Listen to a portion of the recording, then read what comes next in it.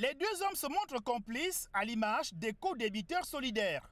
Patrick et Blanchard sont deux amis qui opéraient dans le Grand Libreville, tantôt comme des agents de la CNSS, tantôt comme des agents de la Direction générale de la concurrence et de la consommation, dépouillant ainsi de paisibles opérateurs économiques. Pour donner un caractère légal, voire solennel à leur opération, les prétendus contrôleurs étaient à chaque fois accompagnés dans leur basse besogne par les agents des forces de sécurité et de l'ordre.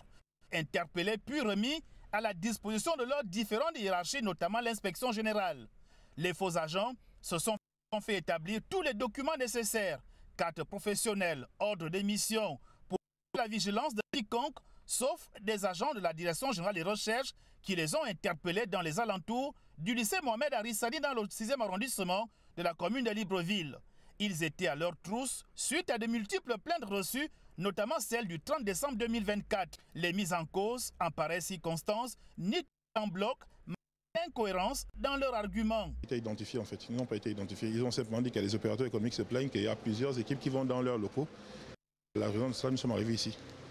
Lorsque nous sommes arrivés ici, on nous apprend, c'est notre enquêteur qui nous apprend que nous sommes ici pour des raisons des opérateurs qui se plaignent, que beaucoup de gens se sont passés pour d'autres services qui les arnaquent pour venir les anarquer.